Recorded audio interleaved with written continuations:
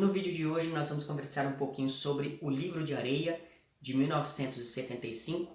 Esse daqui foi o penúltimo livro de contos publicado pelo Jorge Luiz Borges e ele reúne 13 contos que recuperam de um jeito bem mais palatável vários temas que são recorrentes na obra do Borges. Exatamente por isso, me parece que esse é um livro muito interessante para quem quer ter um primeiro contato com a literatura desse autor, mas sem ir direto, por exemplo, para os contos que estão lá em O Aleph ou em ficções, que são contos bem mais complexos, o que não significa que os contos aqui de O Livro de Areia sejam contos simples ou sejam contos fáceis, até porque, em se tratando de Borges, nada é simples e nada é fácil.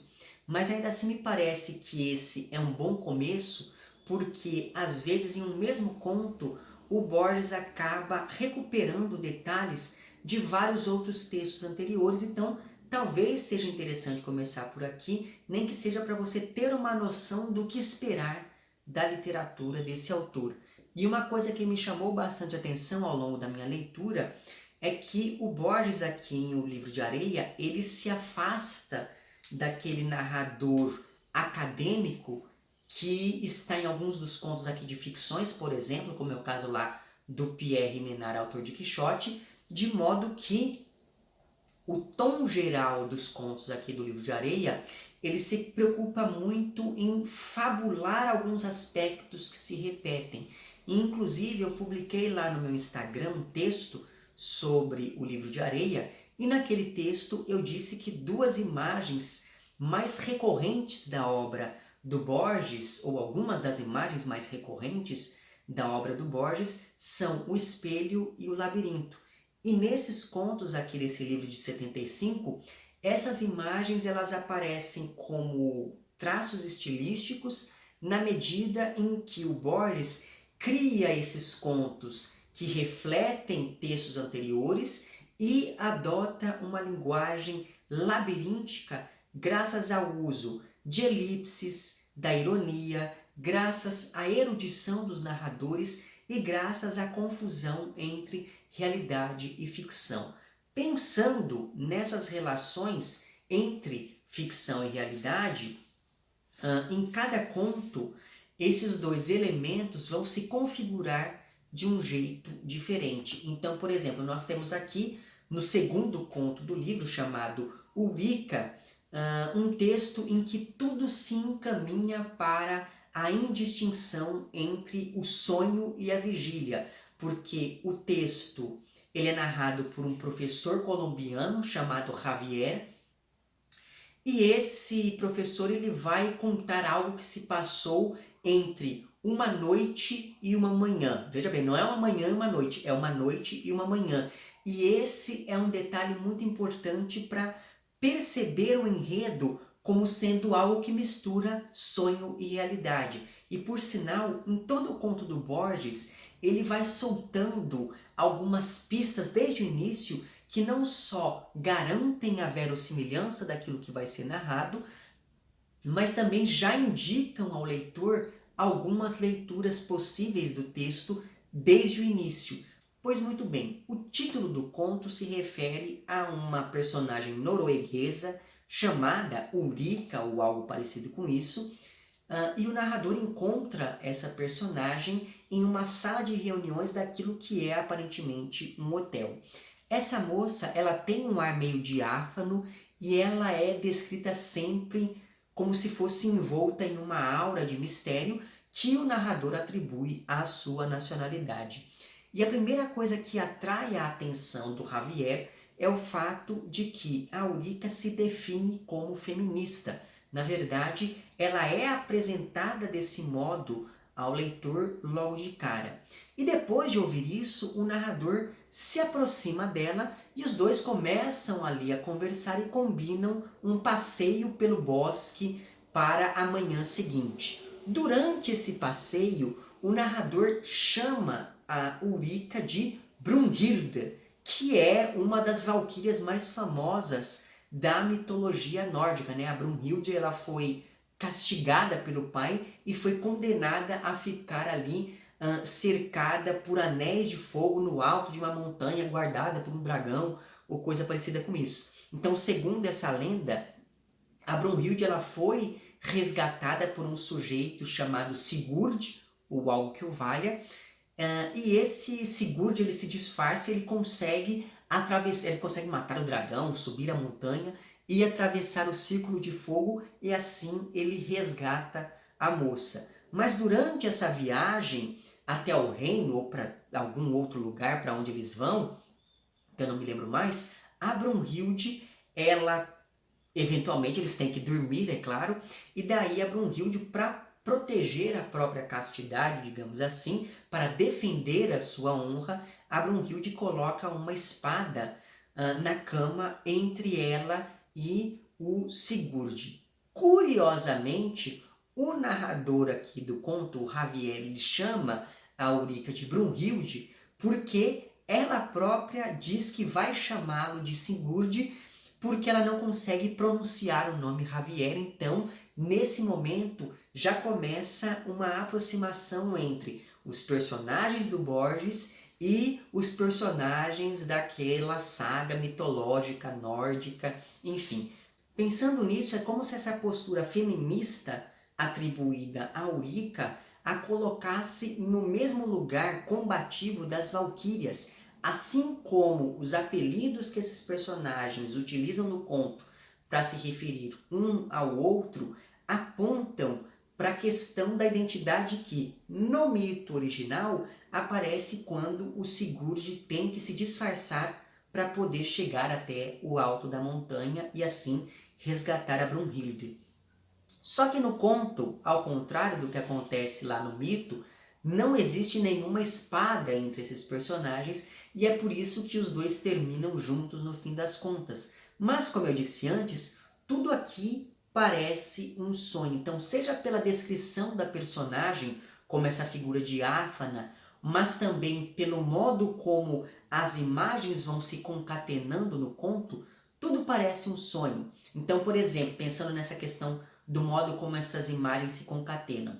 No início eles estão ali conversando no saguão do hotel, mas aí no outro parágrafo eles já estão andando pelo bosque na manhã do dia seguinte. Então veja, essa passagem brusca entre uma cena e outra, entre um espaço e outro, lembra um pouco do que acontece nos sonhos, porque nos sonhos existem essas passagens bruscas de um evento para o outro, né? Você não sonha de maneira cronológica com todos os detalhes que estão acontecendo.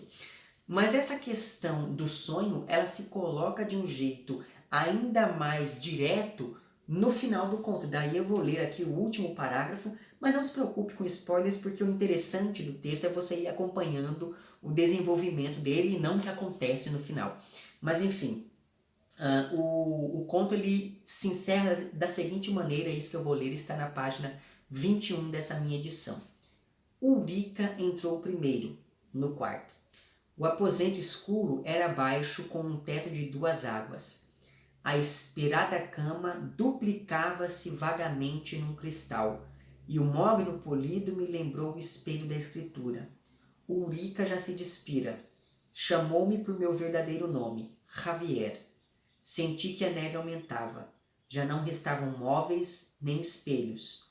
Não havia espada alguma entre nós. Como a areia escoava o tempo. Secular na sombra, o amor fluiu e possui a imagem de Ulrica pela primeira e última vez. Então veja que esse final aqui ele é muito sugestivo, não só do envolvimento sexual que acontece entre os personagens, mas também de toda essa atmosfera de sonho. Porque veja, essa cama que se duplica como um cristal, o fato de que a Ulrica antes ela não conseguia falar o nome do Javier e de repente ela consegue, ou então esse momento em que depois que ela se despe já não há móveis e enfim, é como se tudo estivesse se desfazendo, como se as coisas não fossem concretas o suficiente, e esse final ele dizendo que possuiu a imagem de Ulrica e não que possuiu a própria mulher, é algo muito interessante e que aponta e reforça novamente essa confusão entre sonho e realidade. E outro conto que também aponta para essa indistinção se chama, deixa eu ver aqui no índice, A Noite dos Dons, Nele, a gente acompanha um menino ali de 12 ou 13 anos que, na noite de 30 de abril de 1874, daí eu anotei aqui para não esquecer, ele foi levado por um capataz da fazenda do avô até um lugar que parece ali um prostíbulo, um lupanar, para ter a sua iniciação sexual. E esse conto ele tem algo de muito gauchesco e que me fez lembrar bastante dos contos que o Borges colocou aqui em O Informe de Broglie, que talvez seja o livro mais regionalista desse autor e sobre o qual, inclusive, eu já fiz vídeo aqui para o canal. O link para esse vídeo vai estar lá embaixo. Mas enfim, então, esse tom regionalista aqui do Informe de Broglie, eu senti que, de certo modo, esse conto A Noite dos Dons se aproxima muito desse tom geral deste outro livro do Borges. Mas enfim, em dado momento, o narrador aqui de A Noite dos Dons, ele tenta parecer não tão inexperiente assim, e ele faz isso porque ele começa a olhar para uma determinada moça desse lupanar, e essa moça ela tem uns traços indígenas. E o capataz que levou o rapazinho até esse ambiente, ele percebe essa troca de olhares e pede a essa moça, que se chama Cativa, para que ela conte sobre como foi um determinado ataque aos indígenas do seu povoado. Então essa moça ela veio de um povoado que em um determinado momento foi atacado por um outro povoado também. Porém, enquanto essa moça está narrando os eventos dessa noite do passado, um outro ataque acontece naquela mesma noite quando um sujeito chamado Juan Moreira invade o tal do lupanar, e a partir disso já não dá mais para diferenciar o que está acontecendo de fato e aquilo que está sendo narrado pela tal da Cativa. E isso me fez lembrar bastante de um outro conto do Borges, que é o As Ruínas Circulares, que está aqui em Ficções. Mas enfim, então veja que esse conto que está aqui no Livro de Areia, né, A Noite dos Dons, ele é muito interessante porque ele tem esse tom regionalista, esse tom quase realista no início, só que aí aos poucos essa narração da Cativa ela começa a se sobrepor à realidade, e daí você já não sabe mais o que é que está acontecendo, o que é que ela está narrando, enfim. Então é um conto estruturalmente muito interessante, mas talvez o conto que melhor trabalhe com essas relações entre realidade e ficção seja um conto chamado O Espelho e a Máscara, que curiosamente é o conto que fica bem no meio do livro, e isso reforça a ideia de espelhamento. É como se esse conto aqui, O Espelho e a Máscara, ele refletisse o resto do livro como um todo. Então esse conto ele fala de um rei que pede ao poeta do seu reino para escrever um poema sobre uma determinada batalha que acabou de acontecer. Um ano depois desse pedido, o poeta volta e recita de cor e salteado todo o seu longo poema sobre a tal batalha, e por isso ele acaba ganhando um espelho do rei, e esse espelho aparece aqui como essa metáfora de uma literatura que serve como reflexo do real. Só que, por mais que o rei tenha gostado desse primeiro poema, ele não teve nenhuma reação catártica durante a leitura, e por isso ele deu mais um ano para que o poeta escreva um outro texto. E daí, um ano depois, volta o poeta, só que dessa vez ele não conseguiu decorar o poema. Então ele tem que ler o poema que ele escreveu, e isso já mostra uma relação mais conflituosa com a palavra, porque ele não conseguiu sequer decorar aquilo que ele escreveu. Então ele já não está mais confiante como antes em relação à manipulação da linguagem. Esse poema ele agradou mais, e por isso o rei deu de presente ao poeta uma máscara como símbolo dessa linguagem que simula e não mais reflete a realidade. Só que mesmo assim o rei ele acaba pedindo um terceiro poema, mas aí eu não vou dizer exatamente quais serão as consequências dessa terceira leitura, ainda que essas consequências elas já estejam, de certa maneira, anunciadas desde o início do conto, porque foi como eu disse, o Borges, desde o início, ele vai soltando alguns detalhes que já antecipam ao leitor aquilo que vai acontecer, os rumos que o texto vai tomar. E daí, então, esse tema da relação entre ficção e realidade, entre sonho e vigília, é um tema borgiano, mas outro tema borgiano por excelência é o tema do duplo. E na verdade, em Borges é como se a ficção e o sonho fossem duplos da realidade. E esse tema do duplo ele aparece aqui em O Livro de Areia, logo no primeiro conto, que se chama O Outro e que recupera uma imagem que aparece em vários poemas e em vários outros textos do Borges, que é o encontro entre dois personagens que se chamam Jorge Luiz Borges. Nesse caso aqui, nós temos um Borges que é mais velho e que se encontra com um Borges mais novo.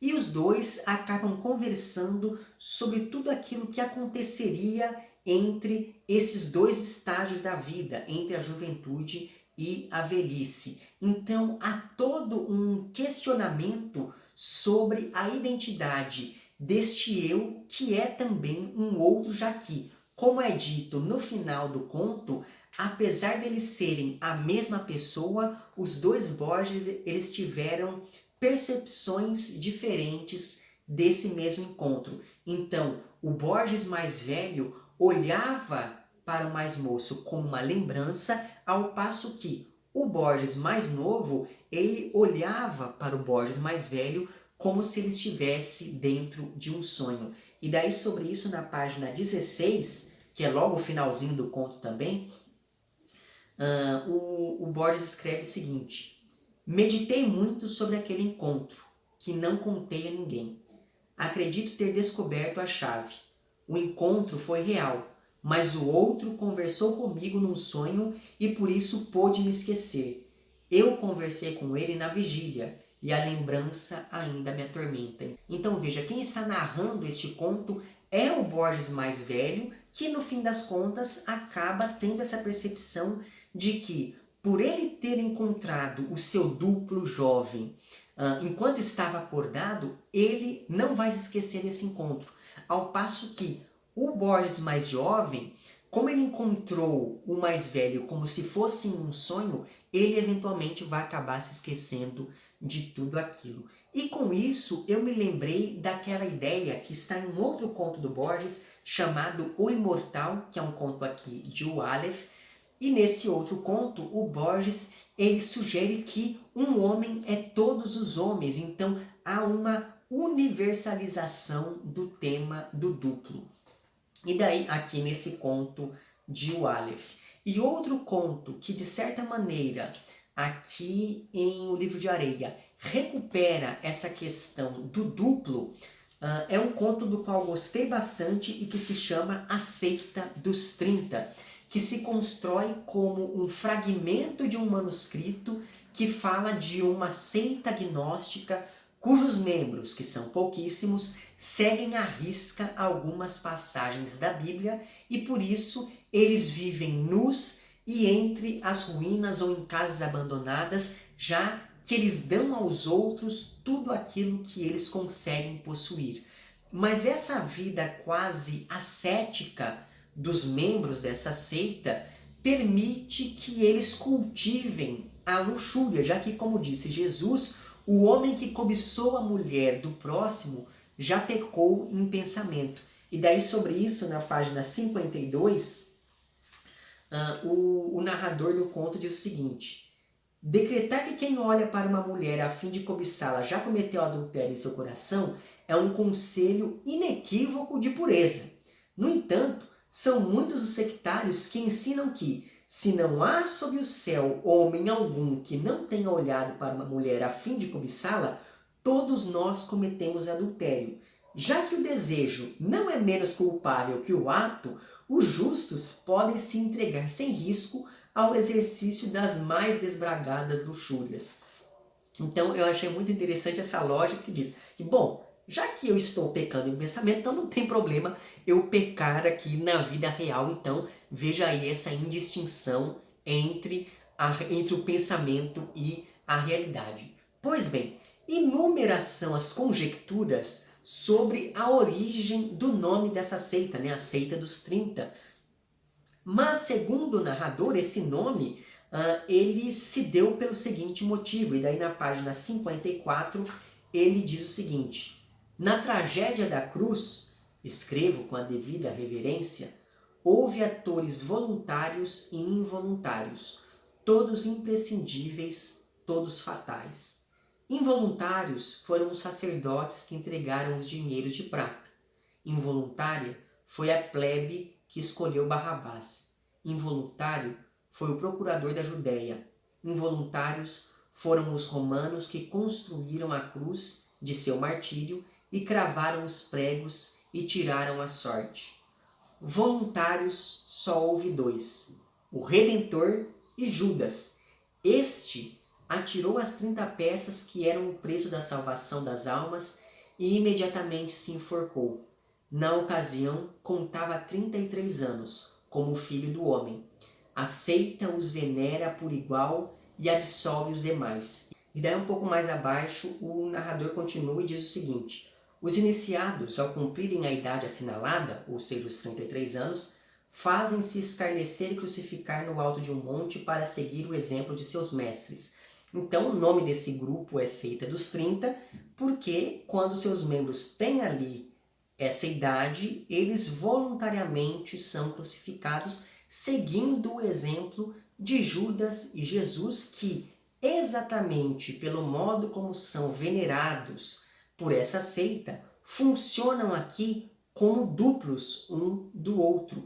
E isso me fez lembrar que em um outro conto do Borges, chamado Três Versões de Judas, que está aqui em Ficções, existe um personagem que defende que o suicídio de Judas corresponderia à morte de Jesus, reforçando essa ideia de que os dois são duplos um do outro. E esse personagem defende também que Deus havia encarnado na forma do homem mais traidor e abominável dentre todos os homens, e que, portanto, Judas estaria mais próximo de Deus do que Jesus. É como se Judas, segundo a lógica desse personagem aqui, fosse de fato a manifestação da presença divina andando por entre os homens. Então, esse tema que já havia aparecido aqui no Conto de Ficções volta retrabalhado aqui em O Livro de Areia. Então, eu sugiro inclusive que você leia os dois contos, um seguido do outro. Mas enfim, como eu disse, o tema do duplo ele aparece em alguns contos do Borges de modo a dizer que um homem é todos os outros homens. Acontece que em um dos contos aqui de O Livro de Areia, o autor ele vai retomar essa ideia ao mesmo tempo em que trabalha com outro tema que também é recorrente em sua obra, que é o tema da memória. O conto em questão é o terceiro aqui do livro e ele se chama O Congresso. O narrador desse conto é um sujeito que já está velho, já está desesperançado com a vida, até que um dia ele fica sabendo que um conhecido seu morreu, e isso faz com que esse narrador se lembre que ele e esse conhecido fizeram parte de um congresso cuja finalidade era representar todos os homens de todos os países. E por mais que esse narrador tenha jurado que nunca mais falaria desse congresso para ninguém depois que essa sociedade se desfez, ainda assim ele decide falar desse período de sua vida, já que todos os outros membros desse congresso e dessa sociedade secreta morreram. Então, de certo modo, a memória desse narrador é também a memória de todos esses outros homens que fizeram parte do congresso, que por sua vez queriam preservar e representar a memória de todos os homens do mundo a partir da individualidade de um grupo bem pequeno de membros. Só que, com o tempo, o idealizador desse congresso ele começa a se dar conta de que seria impossível manter a estabilidade e a individualidade dessa organização, já que a humanidade é múltipla. Então, por mais que cada membro do grupo se identificasse com o resto da humanidade, em termos práticos seria difícil manter esse congresso funcionando, porque a humanidade ela é irrepresentável. E isso me fez lembrar de um outro texto do Borges chamado O Rigor da Ciência. Esse texto está neste livro aqui chamado O Fazedor, e daí eu vou ler o texto inteiro para vocês, porque é um texto bem curtinho, ele tem apenas uma página e está na página 155 dessa minha edição aqui. Então, esse texto chamado O Rigor da Ciência diz o seguinte: o rigor da ciência não, o rigor na ciência. Naquele império, a arte da cartografia alcançou tal perfeição que o mapa de uma única província ocupava toda uma cidade, e o mapa do império toda uma província.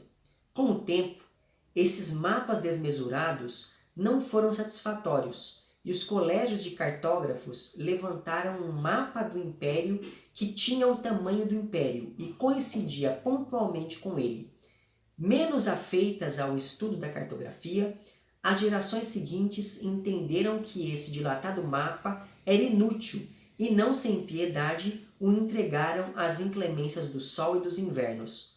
Nos desertos do oeste, perduram despedaçadas ruínas do mapa, habitadas por animais e por mendigos. Em todo o país não há outra relíquia das disciplinas geográficas. Então veja, não dá para você representar com exatidão a realidade, porque isso implicaria em criar uma nova realidade, assim como o mapa aqui desse texto, chamado do rigor na ciência, que logo fica do mesmo tamanho do território que ele pretende representar. Então, do mesmo modo, o Congresso da Humanidade, aqui nesse conto do Borges, ele também já existe e ele é a própria humanidade. E daí, outro conto que também fala sobre a memória é um conto chamado Utopia de um Homem que Está Cansado.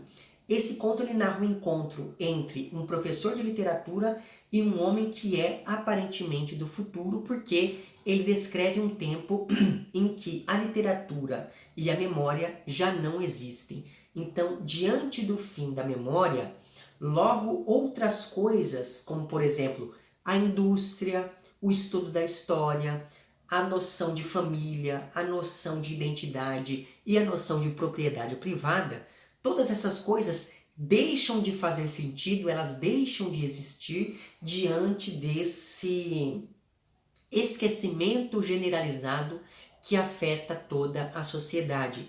Tanto que esse homem do futuro aqui, ele não tem nome, ele não tem profissão e ele não tem família. E é muito significativo que o nome do conto indique uma condição passageira deste homem, porque veja, ele está cansado, ele não é um homem que é cansado.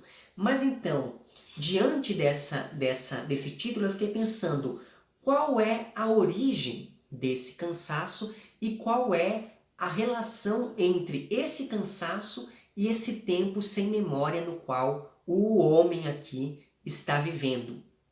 Daí, pensando nisso, esse daqui é um conto que ele oferece ao leitor várias interpretações possíveis. Eu achei isso muito interessante, mas enfim, eu gostaria de ler aqui alguns trechos desse conto para vocês. Então, por exemplo, na página 76 é dito o seguinte.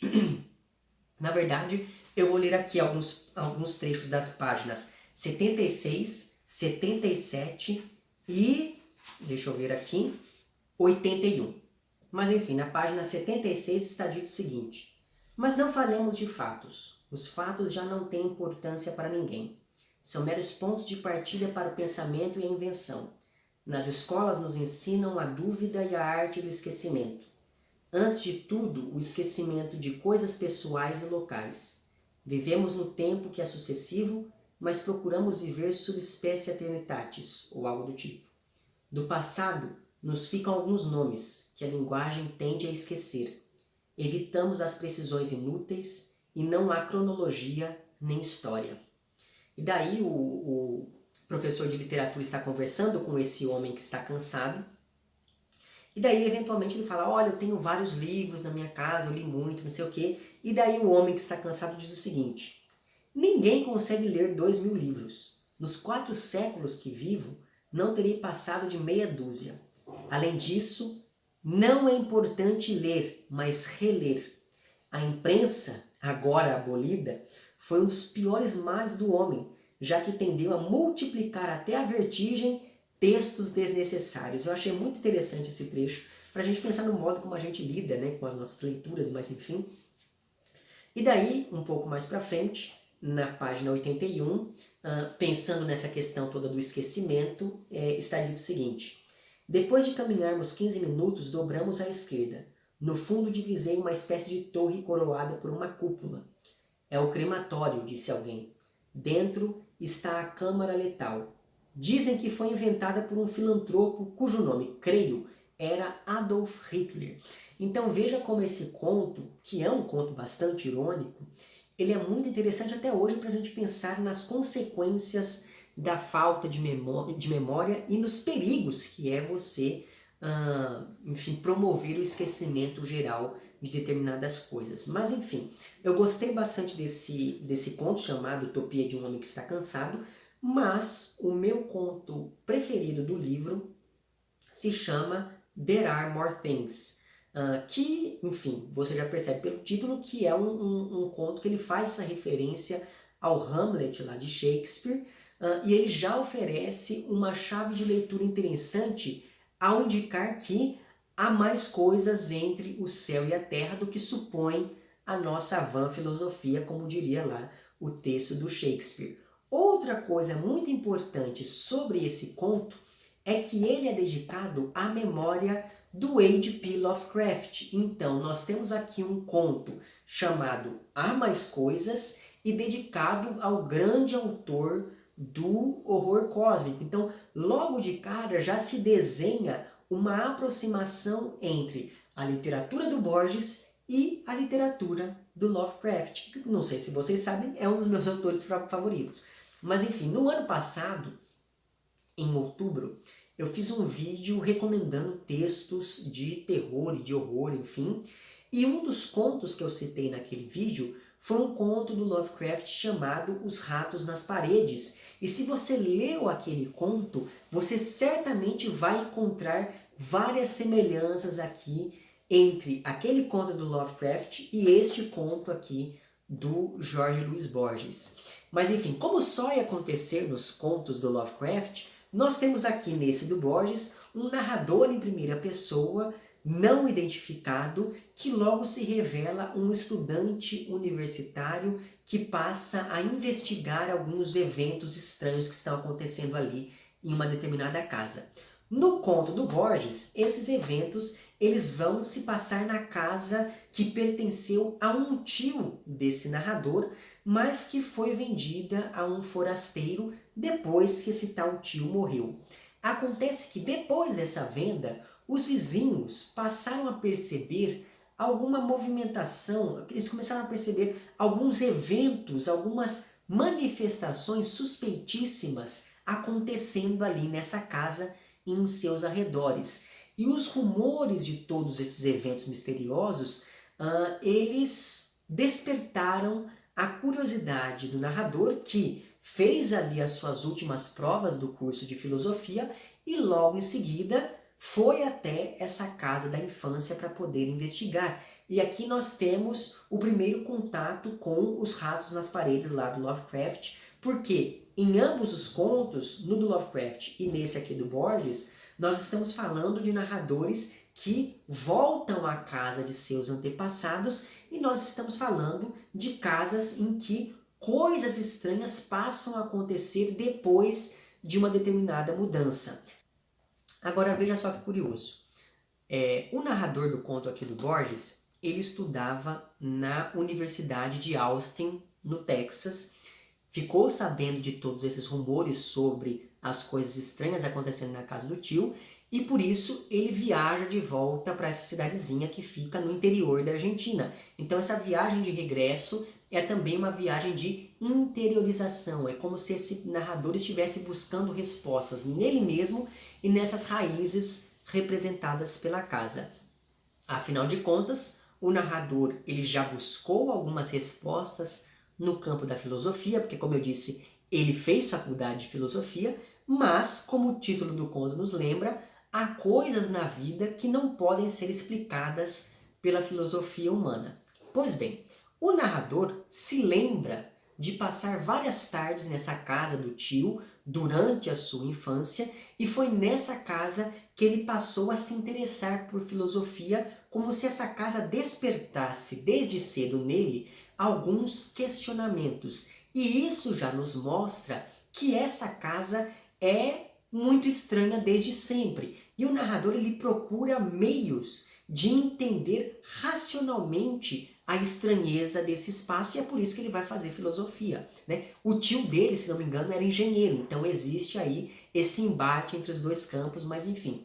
Outra coisa interessante é que essa casa ela fica em uma região pantanosa e ela foi construída apontando para o lado em que o sol se põe. Então existe um tom crepuscular, um tom misterioso encobrindo essa tal casa. Mas até então, tudo isso era encarado com relativa normalidade pelo narrador, porque afinal de contas, a casa era estranha, mas as coisas que aconteciam na casa eram coisas normais, coisas corriqueiras.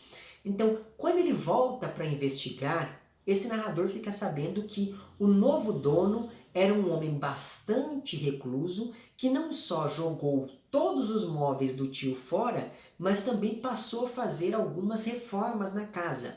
Mas o estranho é que essas reformas elas só aconteciam durante a noite, e logo depois que essas reformas acabaram, o novo proprietário da casa simplesmente desapareceu.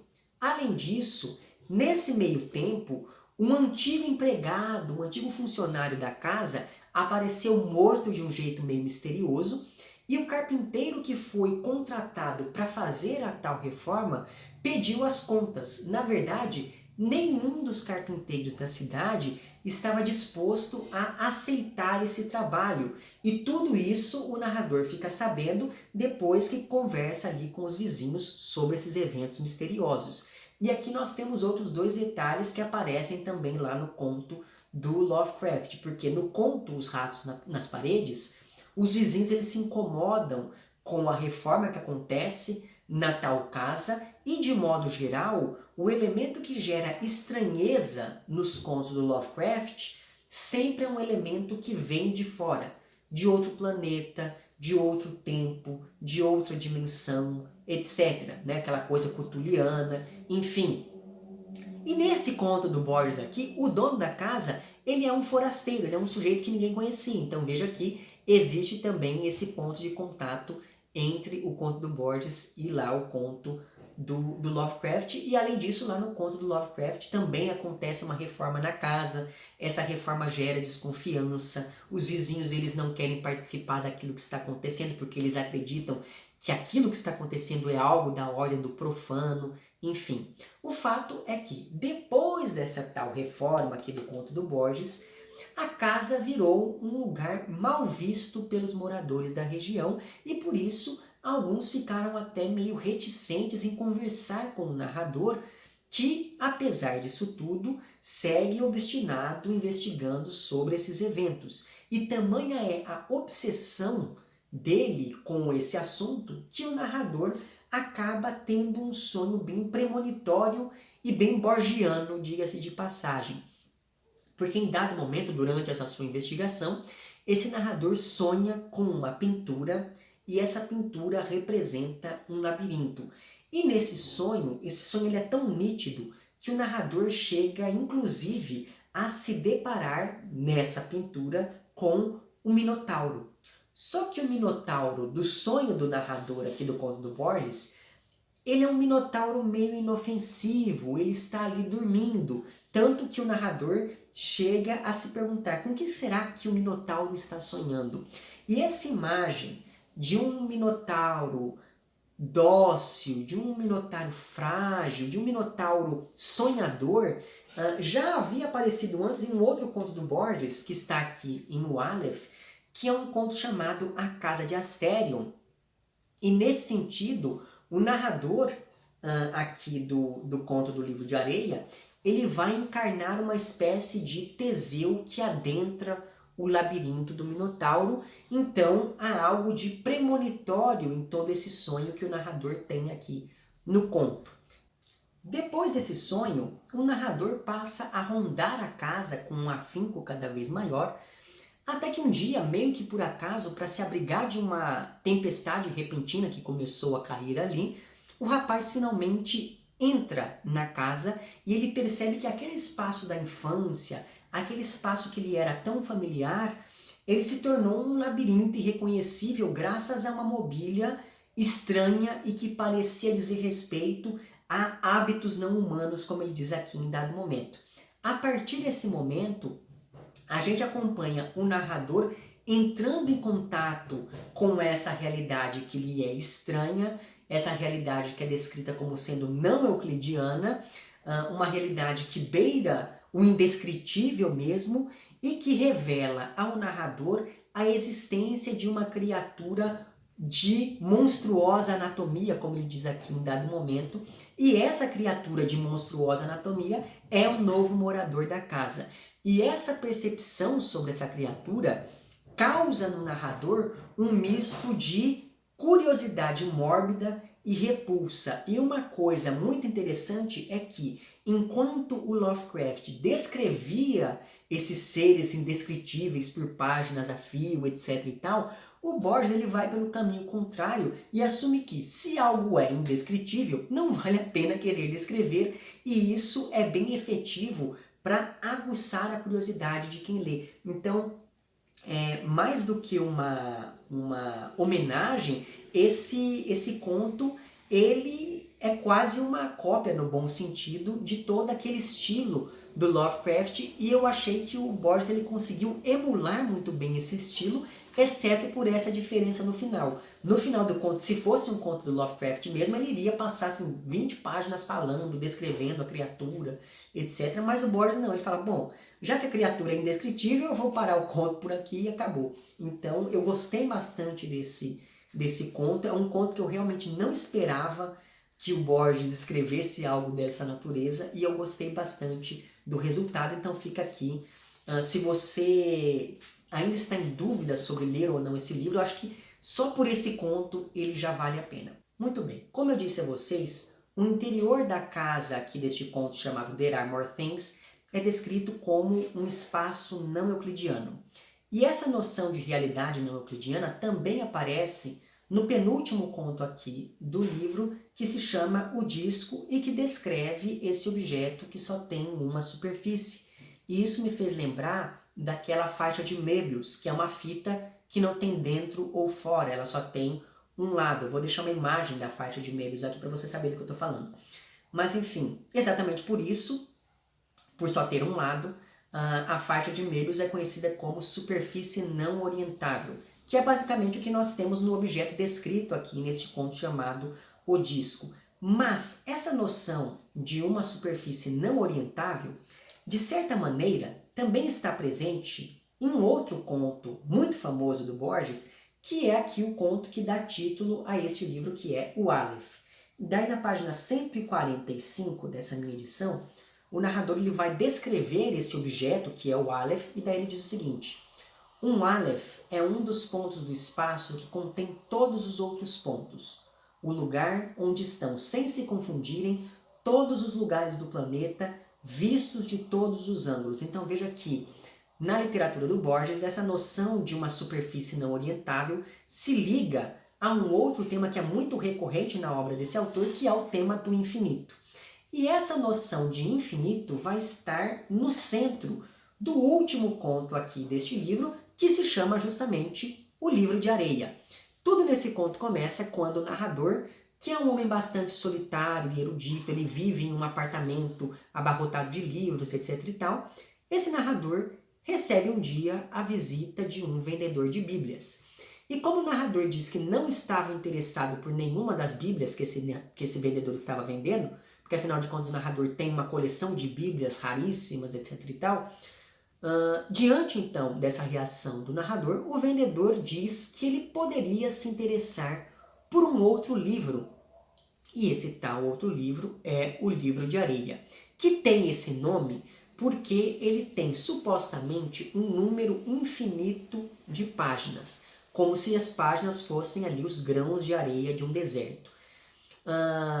E mais, como eu disse antes, existe no Borges essa tentativa de descrever uma realidade não euclidiana. Pois bem, esse livro de areia, ele se adequa muito bem a essa proposta, já que ele dribla toda e qualquer forma de entender matematicamente a realidade. Então, por exemplo, não só as páginas são infinitas, mas elas também não seguem nenhuma ordem específica e elas estão dispostas de tal modo que não é possível ler a mesma página duas vezes, nem tampouco encontrar a primeira ou a última página desse livro. Então, por exemplo, tem um determinado momento em que o narrador ele está folheando o livro, ele tenta decorar uma página, fecha o livro e quando ele abre, ele já percebe que a página é completamente outra.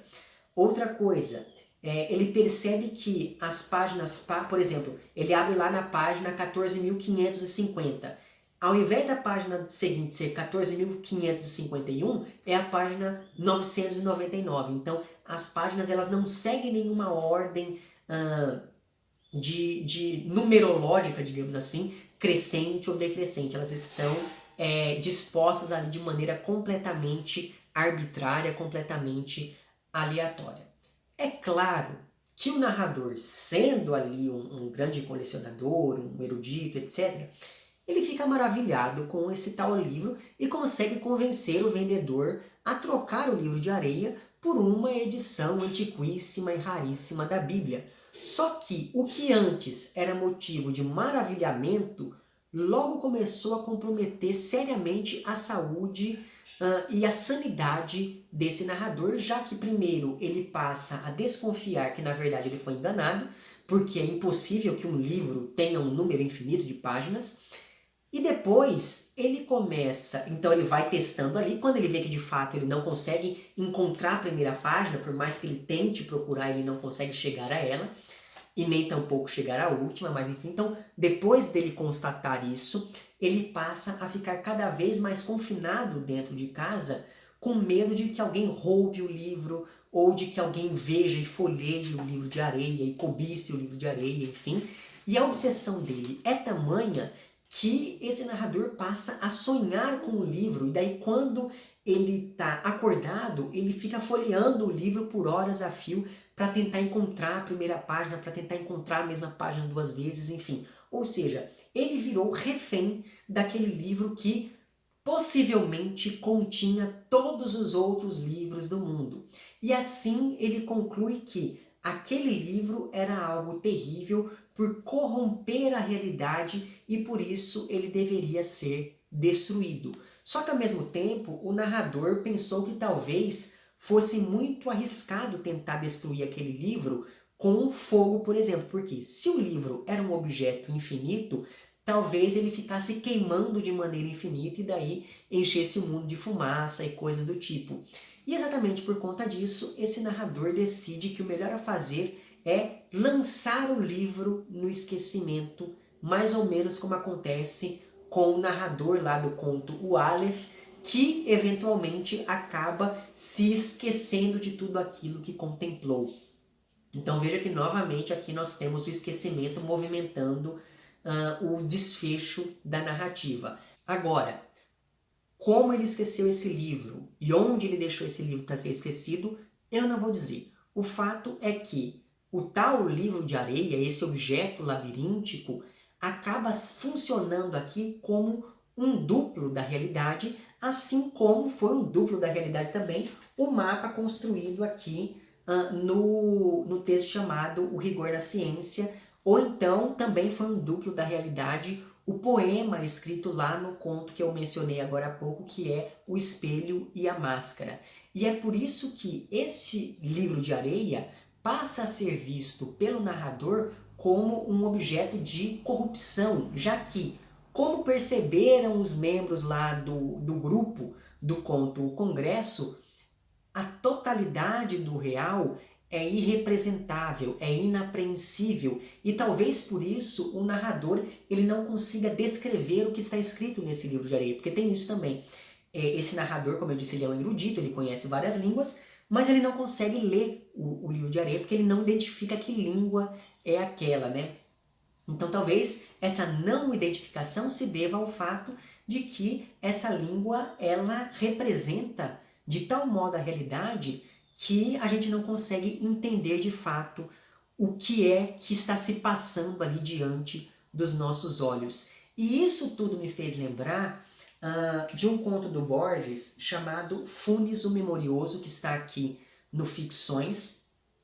E esse tal desse Funes é um sujeito que, por não conseguir se esquecer de nada, ele já não conseguia pensar, ele não conseguia mais concatenar as ideias. Então veja que a totalidade ela é inapreensível pelo ser humano sem recorrer ao esquecimento. E é diante dessa percepção que o narrador encontra um jeito para se livrar do livro de areia.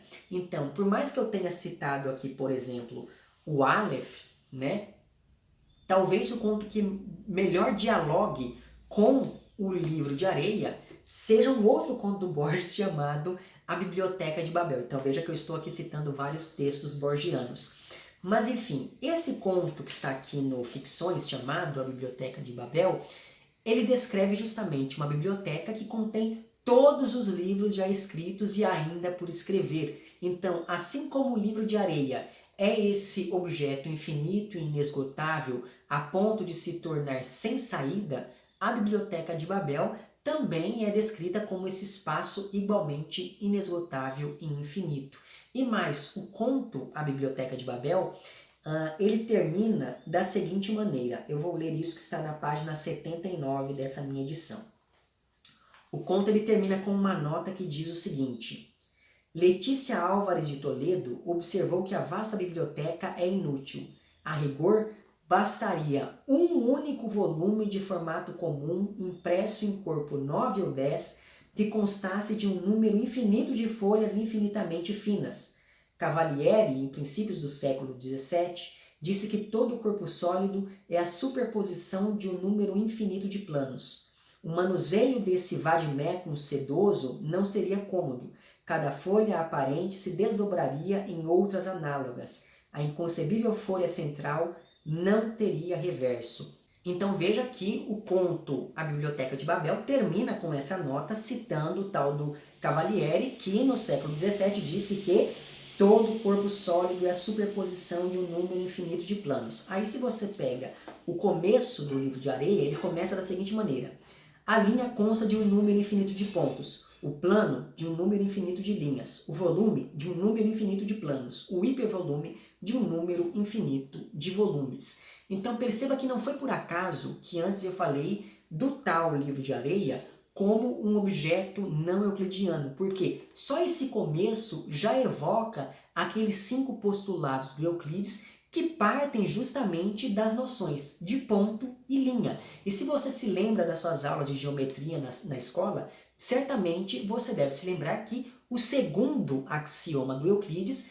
dizia que é possível continuar uma linha reta infinitamente. Então, o que o Borges faz aqui nesse conto é se apropriar da noção de infinito proposta lá pelo Euclides para demonstrar quais são os impactos dessa noção de infinito na nossa percepção da realidade. Então, enfim, ao longo desse vídeo, eu tentei traçar aqui vários diálogos, vários paralelos possíveis entre os contos aqui reunidos e aqueles outros que ficaram mais célebres do Borges. O que, novamente, reforça a minha impressão de que talvez esse seja o melhor livro para quem quer começar a ler Borges, já que aqui todos aqueles temas que aparecem de um jeito tão complexo em O Aleph e em Ficções vão aparecer de maneira um pouco mais simplificada, exatamente porque esses contos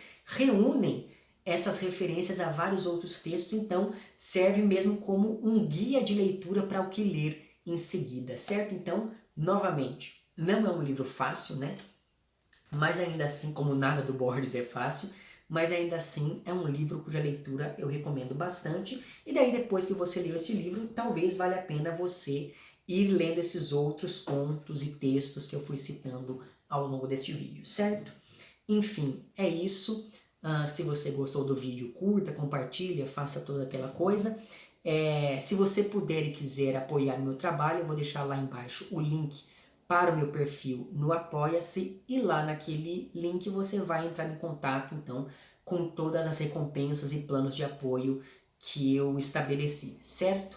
Vemo-nos então nos próximos vídeos e um amplexo.